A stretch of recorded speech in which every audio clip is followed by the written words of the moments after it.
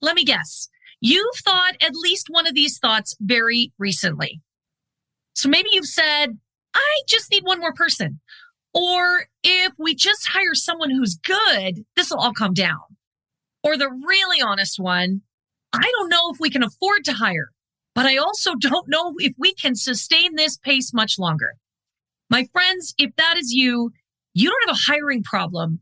You have a people strategy problem. And like most founders in the messy middle, you don't have a strategy at all. Welcome to Female Founder Unplugged, the show where we cut through the noise and have a real, raw conversation about what it takes to build and scale a successful business as a female entrepreneur. I'm Lindsay White, people strategy expert, leadership coach, and fellow founder. And I know firsthand the challenges of scaling sustainably and staying connected to your passion along the way. This podcast is for ambitious women just like you, seasoned founders and CEOs navigating the challenges of leadership, team building, and sustainable growth. In each episode, we'll dive into those topics that are most important to you as a female founder.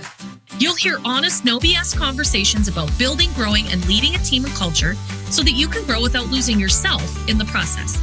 Because let's be real, entrepreneurship can feel isolating, and leadership doesn't come with a roadmap. If you've ever struggled with the pressure of running a business, felt overwhelmed by growing your team, or wondered, how do I scale without sacrificing my vision and my purpose, you're in the right place. Let's get unplugged.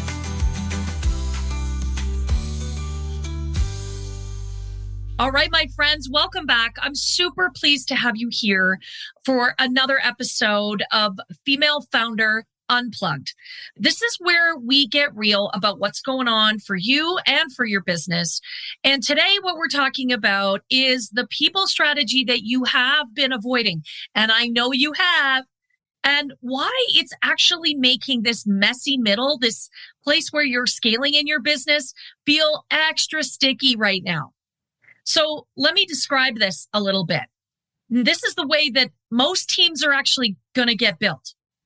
You started your business, you hired someone because you're feeling overwhelmed, and then you add another person because you're growing, and then you bring someone in because a client needed extra work and there was demand, and you promoted someone because they've been loyal, and suddenly you have 10 people or 15, and you're staring down the barrel of 20 or 25, and you're freaking out, and you're thinking, how the hell did this happen? And oh my God, look at my payroll line. And my friends, here is the truth. You didn't build this team with any intentionality. It was all built reactively. And I know you didn't get into your business to build a team and be a leader. Like me, you got into the business because you're passionate about what you do. And the tricky part about building a team reactively is that it only works until it doesn't. And at that inflection point, at that tipping point, at that fulcrum, that's where we start to get into really big trouble, because we have to start thinking more strategically about our talent and how we're going to use those incredibly talented individuals to continue to grow our business, instead of how we're just sticking our fingers in the holes in the dike. Let me tell you a little story. I was talking very recently with a founder who has a very successful business. This woman is someone I know and respect. And she has solid revenue. She has really strong clients. She has a team of, let's say, 10 to 15 people. And she is absolutely terrified of growing to 25 employees. This scares her to death. She sees this as a real possibility and the real way to grow. And she's had real experts say to her, you need to hire. And it's terrifying. Not because she doesn't want to grow, because she really doesn't believe that she can handle it. She actually said to me, I don't think I'm built to run a company that big. Like, I just can't get my head around it. And underneath that, well, my friends, there's real fear. And if you are in this same place, you likely feel a knot in your stomach just hearing me talk about it. And the truth is, for this founder, the comment was, what if I build something that I really can't control, that I really can't get my arms around, that I really can't get my head around? But also at the same time, Her team is wearing 3 and 4 hats. She's wearing 3 and 4 hats some days. People are really stretched very thin. The quality is slipping. She's to some degree still very involved in delivery. And, the truth is everybody's getting pretty tired, right? You can only go that hard for so long.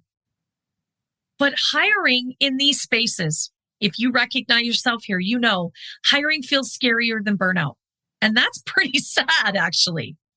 And my friends, that is the messy middle. That is the space where the growth is real. It's coming. You can see it. You can feel it. You can almost taste it. But the infrastructure and the strategy to get there feels a little overwhelming. And I also want to say that the payroll panic is real. Payroll is often one of our biggest expense lines in an organization. Now, I'm talking about, payroll is in terms of employees, but also, we often end up with some really valued contractors in our business. And although that doesn't sit on a payroll line, we certainly see that expense line grow really fast too. Going from 10 to 20 team members, again, whether they're employees or contractors, that can feel like really stepping off a financial cliff. That's a big commitment because let's be honest, if they're an employee, we have that obligation. If they're a contractor for us and they're one that's really loyal and we trust, maybe they've worked for us for quite a while, we feel an obligation to them too. We care deeply about the people in our business. And that's really key. They deliver great work for us and we recognize that the value in our business is created through the work those people do. So here's what I see. I see founders typically do 2 things. Number 1, they wait and they hire too late and they're really, really close to or already in a stages of burnout. Or they hire very reactively without structure and they regret it. My friends, both of these mistakes are very expensive. They cost money. We risk losing clients. We risk compromising our revenue. We risk losing other talent in our business because we burn them out.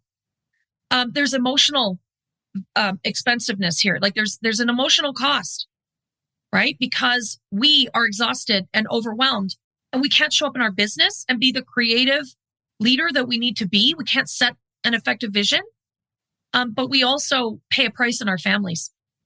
And of course, it impacts the culture in our organizations. Like, let's not forget that we start to set an example, which is sort of this over functioning, this hyper achieving.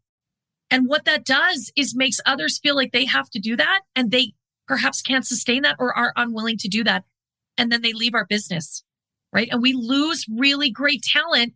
And sometimes what they take with them is what I would call institutional knowledge. They leave with knowledge of how our business has grown and who our clients are intimately, what our offers look like, right? They walk away with that. My friends, neither of those things is very strategic. They are definitely not going to help us grow our business in the way we want to. That's not going to help us deliver on our goals, achieve our business vision. So here's what we do instead. What we do is the work so that we can start with the vision. We need to think about not just what we need to get done next quarter, but what is our 5-year plan? What is the mission that we're on? What do we want to change in the world? What's the impact that we want to have? And we need to think about that in, where we want to be in a year, 3 years, 5 years. And I recognize for some of us, even for me, when someone says, where do you want to be in 5 years? That's actually really hard for me to envision sometimes. And it, can't nail it all down. Nobody's carving this in stone. But actually, when we get the opportunity to really dream and think about where do I want to be in 5 years? And then what would that look like 3 years from now? What's about halfway there? What do I want to be? Where do I want to be in 1 year? Even where do I want to be at Christmas, at the end of the year? That actually gives us a real footing, takes it out of our head, makes it a little bit more real, a little bit more tangible. And then we can think about what are we actually building? What is that impact? What do we want to change in the world? That's our mission. And what does this company look like at the next stage? Because you can't build a team without knowing where you're going. And I know that you have that all in your head. Maybe you've written that down somewhere. For every client that I work with, this is important work up front and honest to God, really compelling visions, really impactful missions, and some incredible business opportunities. And then what we need to do is we kind of need to reverse engineer it. So if that's where we're going, what do we have right now? Who's on the bus, as I like to say? And are you driving the bus? That's another program, but we need to know who's on the bus with you. And what is it that they're doing? How are they operating? What's our structure? Do we have the right programs and strategies in place? And then we can actually start to really think about, okay, what do we need it to look like? That's the to be. You've heard me talk about the LPC Accelerator. It's where we do the real work, the leadership strategy, the people systems, and culture that actually holds when things get hard. It's part one-on-one coaching, part mastermind, and it's all about helping you lead with clarity, not chaos. If you've been listening and thinking, this is what I've been missing, our next cohort kicks off March the 2nd, and there's a spot for you.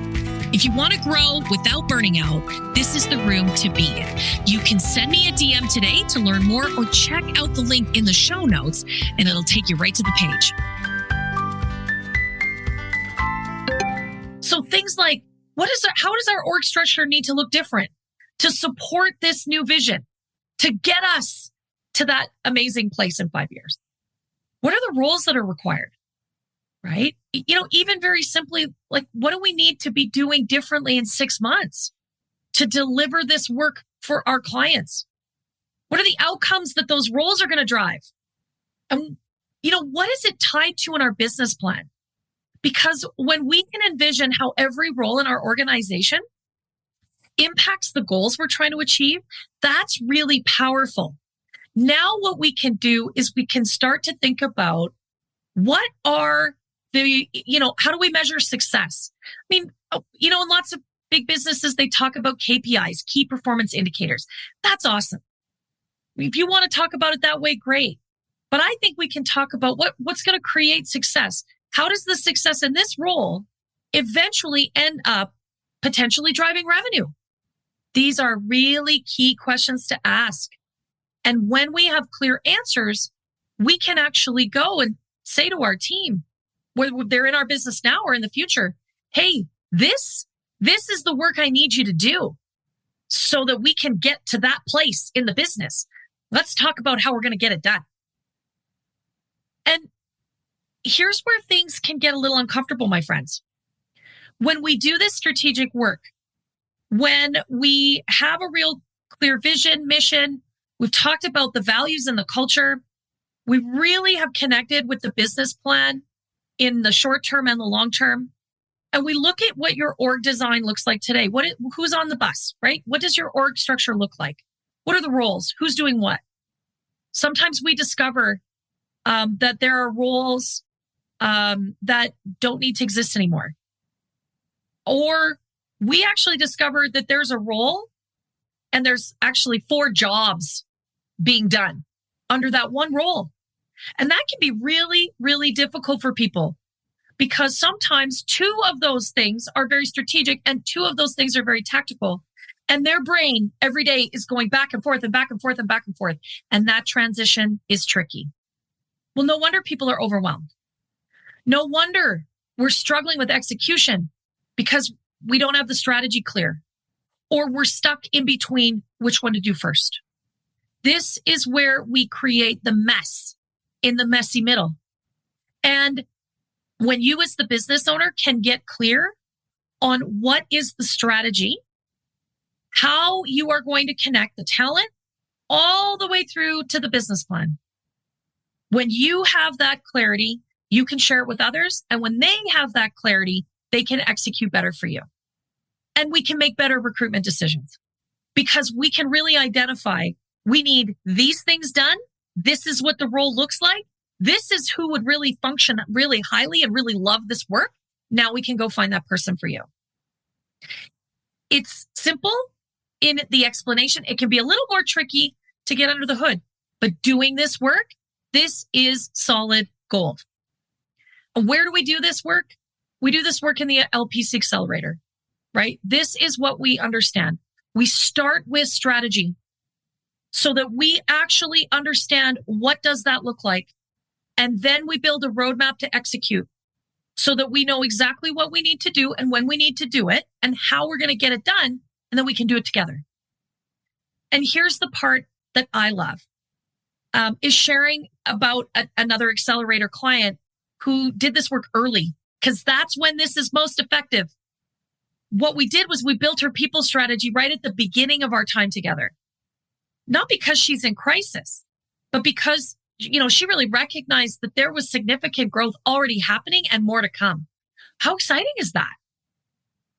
Right? But she wanted to be prepared. So we did that. We clarified her vision, really got up close and personal with the mission, really, really could feel that. We really got a grip on what the 1 year, 3 year, 5 year vision is so that she was clear and she could share that. And then we could really do the org design that was needed to support that. What does the team need to look like? And then we could phase the roadmap. And there was some hiring that we needed to do. And listen, you can't hire everybody all at once. Again, back to the payroll line, right? We don't always have all the money, but we could prioritize. And we could make sure that there was real clarity in the role. We could be very articulate about what the role was, who would be successful, why they would love doing this work, what were their skills and experience, and what was the right way to pay them. And then what was success going to look like? And we could create a real accountability structure so that when we brought the right person into the organization, they were going to be so happy to do that work. And they were going to know exactly what was going to set them up for success. And I'll tell you what happened. The people strategy became her platform. Now, every time she grows, it grows revenue.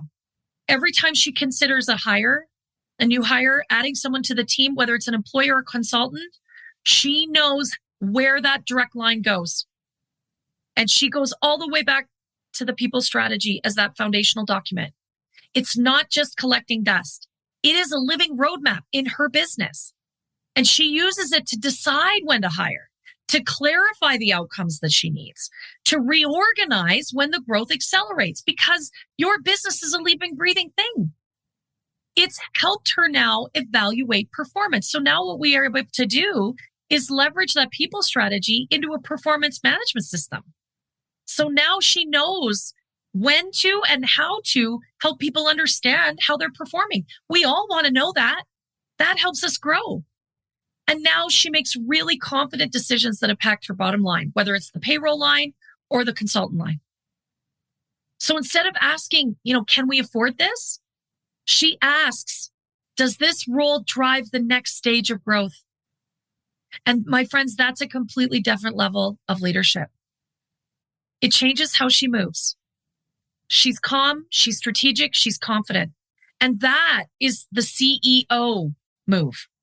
Right? That's us being really strategic.